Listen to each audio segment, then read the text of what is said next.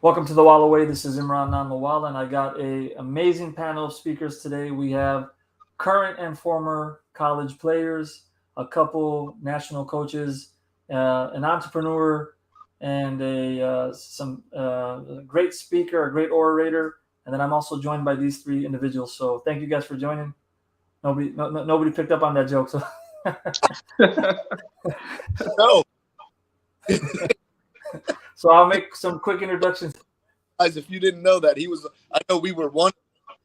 Was all of the above right there. That I Hey, that was a thought, good oh yeah, one. that was the intro for just one of us. So I want to just make some introductions for the audience. So we got Coach Munir on the top right. That's played D1, national D championships, two, and D2, D2.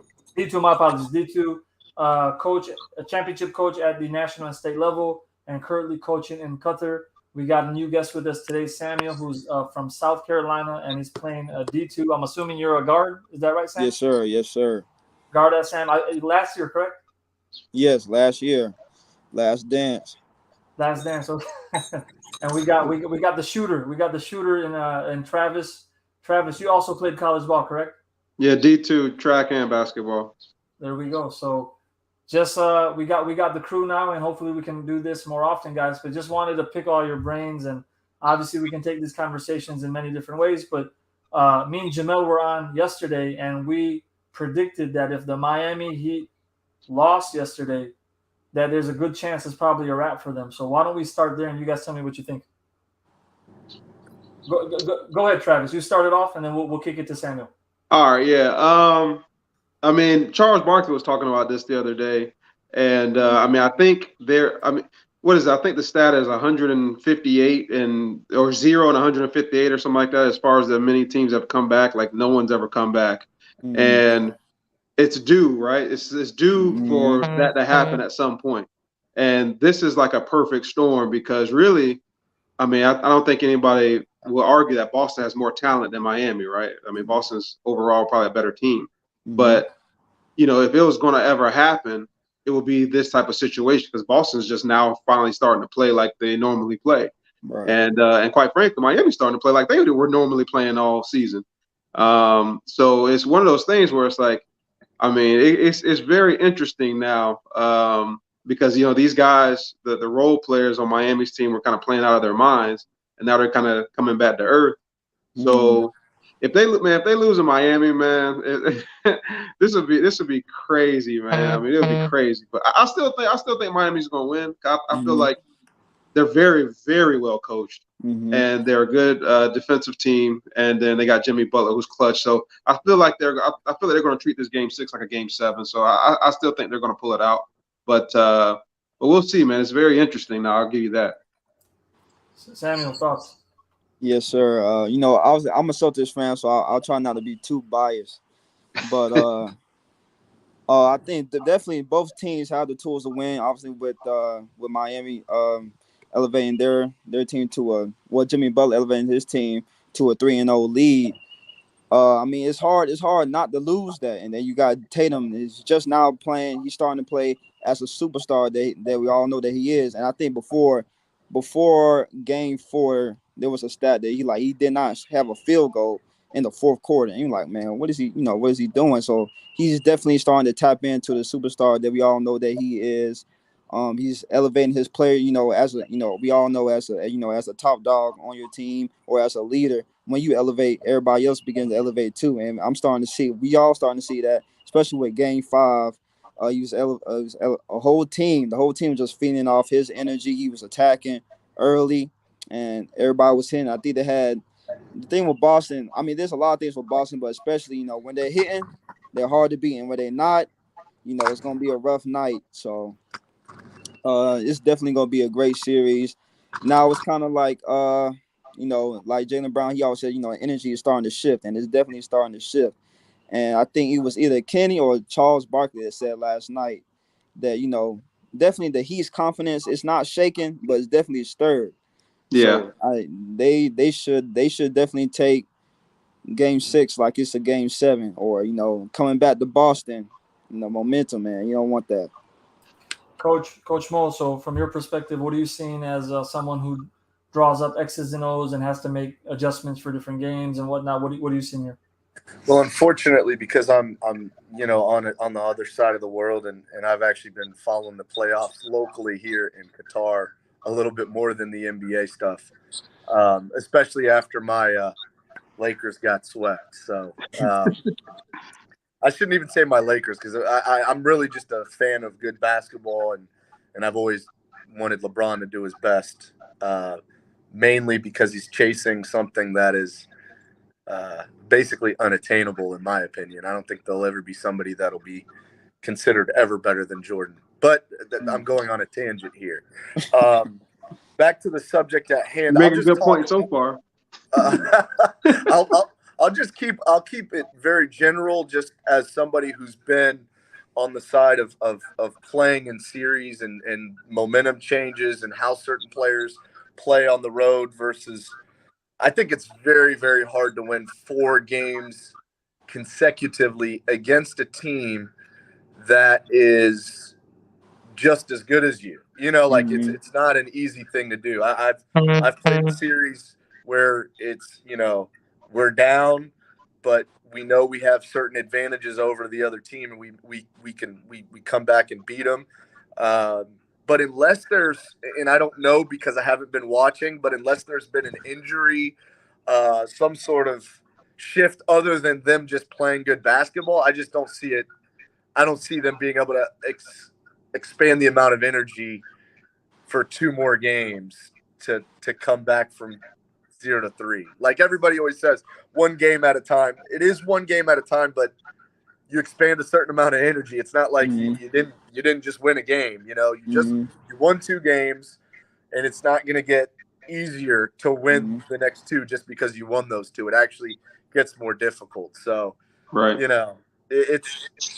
There's always a false sense of security. The logic, the playoff logic, when you're up 2-0, you got to go back home. It's an interesting thing, but I would say I would lean towards Miami finishing it off, whether it's game 6 or 7. I don't see him dropping both. Here's a question I have, guys. Like, what would this do to Jimmy Butler's legacy? Because everybody's talking about Michael Jordan's son and this, that, and the third.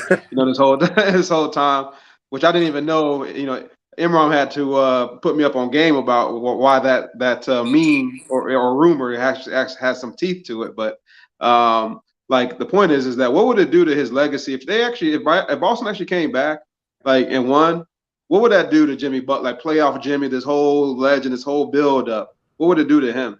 Nothing. It shouldn't do anything because Jimmy Butler to me is underappreciated as it is. Mm-hmm. So he's completely underappreciated. So you don't think it would tarnish him greatly if Boston came back and beat Miami? No way. Well, where is he right now in the history of great basketball players? Where do people see him?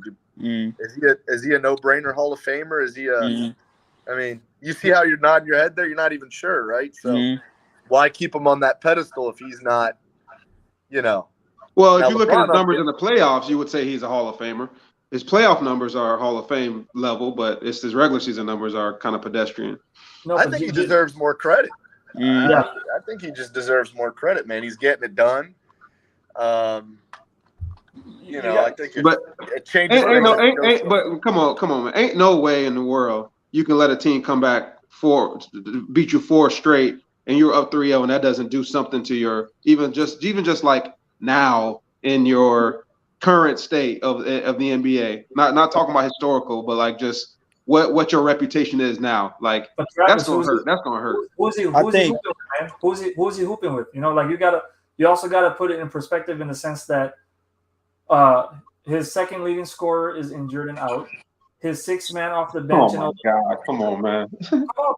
And look at the guys he's hooping with, man. Like these guys are all like 4 out of 6 are undrafted. Played in the G League, D League, played overseas. So I think what you're seeing here is you're seeing a really well-coached team. You're seeing a very well-disciplined team reaching their peak. I don't think there's a peak above this for them, right? And the reality is, even if they made it to the finals, which I think would be amazing, if they make it to the finals and get swept, you got to give Jimmy his props because he took a team that should not have even been maybe in the playoffs. They were about 5 minutes away from not making the playoffs, right, when they were playing against the Bulls. So think about who's on his team. Think about what he's been able to do, and don't forget. Remember that the ankle injury in round 1 or round 2, and right. people were doubting if he was even going to play the next couple of games.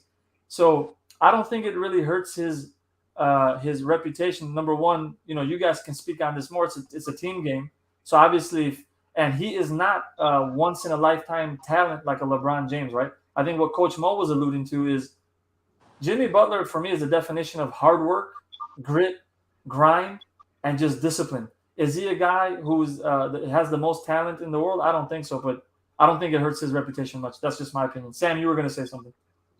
Yeah, I mean, definitely. I think from basketball, seeing people that actually know basketball, it went like you said. I mean, not many people expected him to be here. Like you said, he was 5 minutes away from losing to the Hawks. Like it was a play-in team. So, I think what Jimmy Butler has been able to accomplish in his career, being homeless. I mean, I think he was a late first round pick, I believe he was. Just what he's been able to do so far has been astounding within itself. And I think from basketball sense. And I think it's just, a media could take one thing and turn it into another. You saw what they did with Paul George and how he performed in the bubble. They started calling him like playoff P or something like that. So I think it's, it depends what the media can turn it into. So Was it P with 2 E's at the end? No comment. Right. So let me transition this to. So I didn't give you my predictions. I think Miami's best chance was yesterday, the game that they lost. I think they should have just. I don't think it's going to be an energy issue. I hear what you said, Coach Mo, earlier, but here's the thing: it's not like Boston is the only side that's exerting energy to be in the game, right? Miami's exerting energy, and they actually have less players in their rotation, right? I think there's definitely no question about the talent disparity. Of course, one side is better coached, one side is more disciplined. But I think the further this goes into this series, the worse it is for the Heat. And I'll remind you guys of the bubble when the Lakers and the Heat met in the finals. What happened? Jimmy was exhausted, right?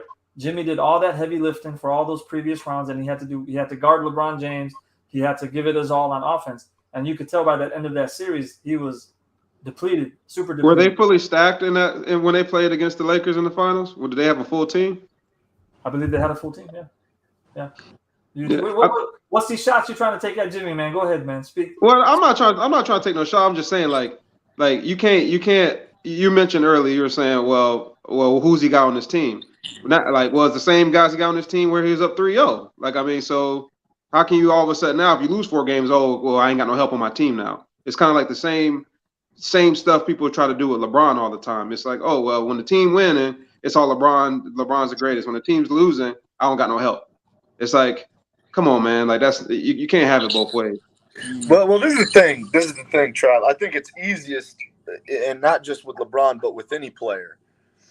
Take that player away, and hypothetically, how good is that team without that player? I think that's the fairest way, because I've done it even in coaching. I'm a systems guy, but I've had certain guys miss practice, and our team looks completely different without him. Or right. A game or a situation where I'm missing a guy, and I'm like, ooh, our team looks extremely different. And I know these are hypotheticals, but it's like, okay, take Jimmy out. What superstar could you sub in there that would take Miami just as far? Does James Harden take him as far? No. Like, Giannis would. Yeah. So those are the questions that I think that you can kind of, really see where a player's value is. Well, let me ask you this, Coach Mo. Let me ask you this then. You mentioned Michael Jordan. When Michael Jordan went to play baseball, his team still made it to the late rounds. I think they went to the second round, or conference finals maybe. Conference finals. If you use that logic, then how good was Michael Jordan if that's the case? Well, I think you know what, to be considered the greatest of all time, obviously you have to have a certain thing go your way. Whether you have underrated teammates, You have a couple of guys that are underappreciated. I'm not making Jordan's accomplishments smaller than what they are, but that does speak volume that they went that far without Michael Jordan. That tells you how good his supporting cast really was. Jordan wasn't out there winning championships by himself because he didn't do it for the first 6 years of his career. So True. obviously certain people, and this is not coming from a place of trying to make that argument, but I think his story, him coming, like leaving, going to baseball and coming back, winning championships and still dominating the sport, he was just head above the competition. You know what I mean? Right. He was head above the competition. And Right. and it would have took at that day and time, it would have took some serious ball players, some serious philosophies to try to get a championship while Jordan, Pippen, and Rodman, you know, and all those guys are together. I mean, that's, you know, especially in the 90s. I mean, that's unmatchable. You can't match what they had. Right. But yeah, so in the grand scheme of things, I think you have to have certain things go your way. I mean, even LeBron's, some of his final wins, you know, it's fortunate that Ray Allen hit that crazy three. You know what I mean? Like certain things have to happen that go your way, even if you are one of the greatest of all time. It takes a little bit of luck, you know, and I don't mean that in any because I know I don't like being told I'm lucky. You know, I don't like being told that. You know, like, hey man, you're really lucky to have what you. Well, I worked to get there first. You know what I mean? Right. You got to put yourself in a situation to become lucky or fortunate, right? I think the saying is, the harder I work, the luckier I get. Right. Exactly. That's sort of the point there. But yeah, man, it's a good point. You know, does that devalue what Jordan's done? I mean, it's tough, man. It's tough. Right. You got to also look at the rest of the data and statistics, right? So you got to look at the Eastern Conference that year.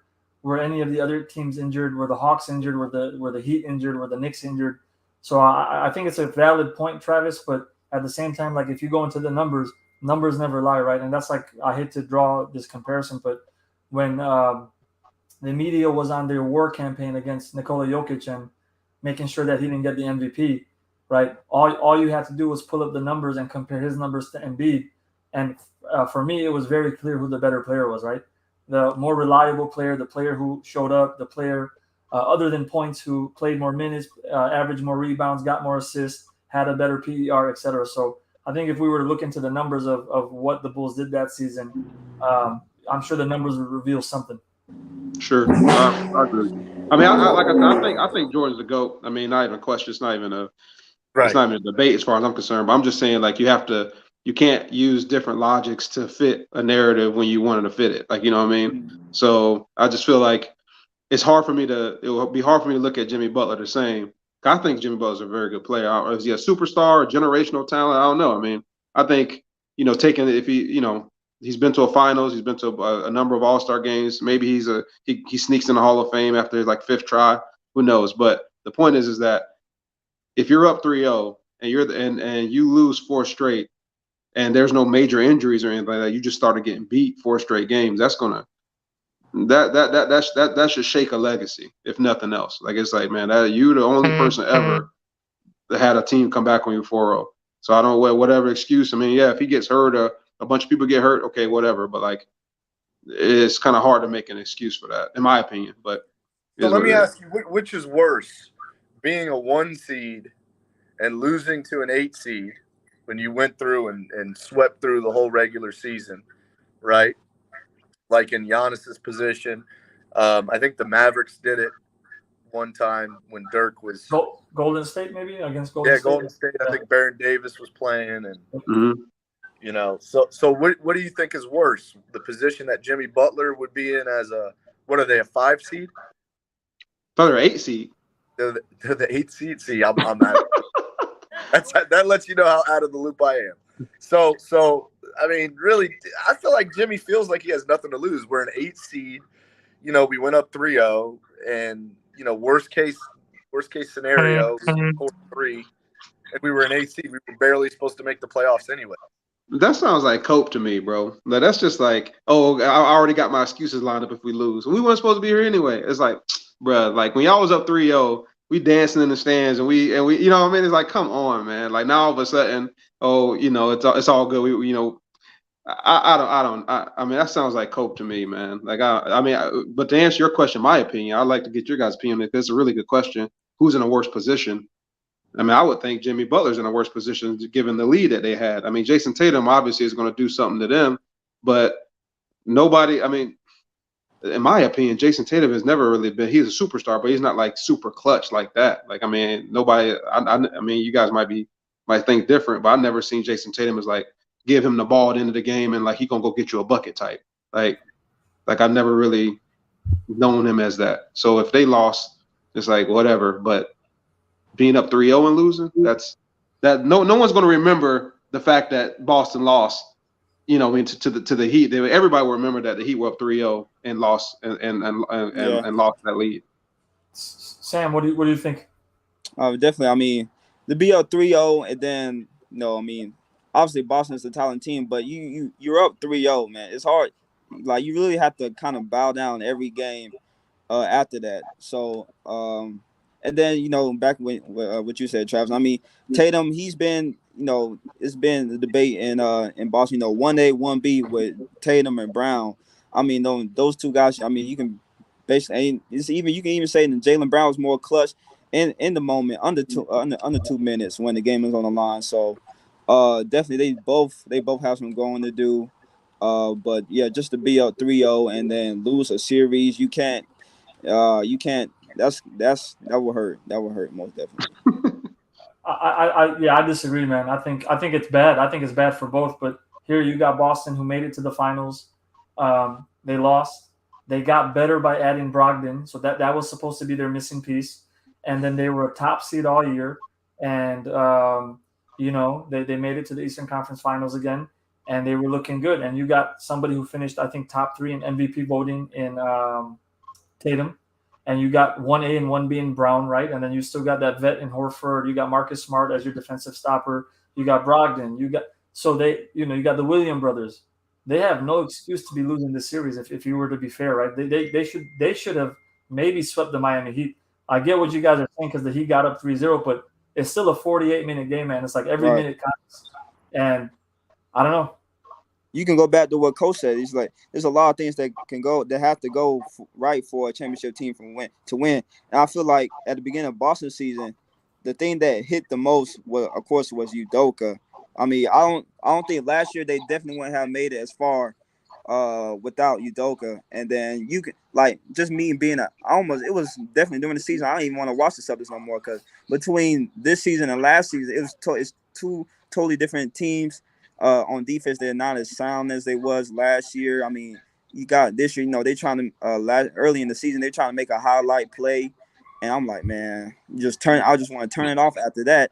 And then, I mean, what else I was going to say? I mean, it's just a different, you can just tell it's a difference between this Boston team and last year. I think even if we had a Udoka this year, this should have been like a 70-win, easy season. And they will blow games against lower seeds like the Pistons, the Magic, the young team, just blow games in them. I'm like, man, what is going on? So, but definitely, I mean, this definitely is sides to both teams. They're messing up your FanDuel bets. So, Coach Mo, I'm gonna throw you the other side, man. You got the Nuggets on the other side, and whether they play Boston or Miami. Any initial thoughts on what that could look like? Man, I just Joker makes all the right plays, and he's extremely strong, man. Like I know I'm stating the obvious, but the way he's dominated is unlike I've seen a big man for a while. And it's not just scoring; it's just making the right play, then hitting the clutch shots. My only wonder is is he going to continue to hit some of those shots that people would call lucky? In those how long is he going to hit one-legged threes? And they needed some of those shots. It wasn't on the cake. It was like those were, to end runs or start runs and really deflate the Lakers as they're closing out. In his shot pocket, he puts it behind his head and kind of takes a, old Larry Bird shot. So Yeah. that, along with the way his supporting cast, Murray, he's hitting Murray on back doors, and then Murray's making plays. He had a couple of fourth quarters where he scored 14 plus. It's gonna be tough to beat them, man.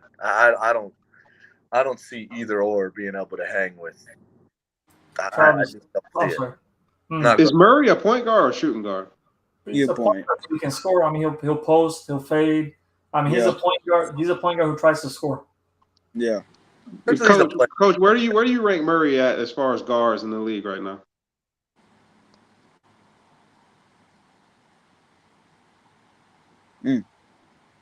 Where's Murray? Yeah. How many guards are Murray? Like top 5 maybe? Or no? So is he better than Devin Booker? That's a good question. Is he better than DeMar DeRozan at this point in his career? We can just go down the list, right? We can see who is he better or worse than, but he's Is he better than Kyrie? Yeah, because I think I love Kyrie, but I think Kyrie is a prolific scorer, right? But if you look at Jamal Murray will D you up. Murray will post you up. I guess Kyrie will also post up smaller guards. But Yeah. Oh yeah. He definitely he posts big sometimes too. Yeah. Murray or Kyrie? Kyrie. It's a good question. Ooh, that's a Honestly, really good question. Kyrie is the most unguardable guard in Yeah. the league. The thing is, how many games is he going to be actually playing and all of that stuff? You know what I mean? Like, is he going to be healthy when you need him is one thing, and then just all the other stuff that you're just not sure he's going to be there or not, right? You're right. But if he's prioritizing basketball and winning a championship, yeah. But that's not the case. That's why Murray. That's why Murray's still playing. I mean, he's been a big part of that run.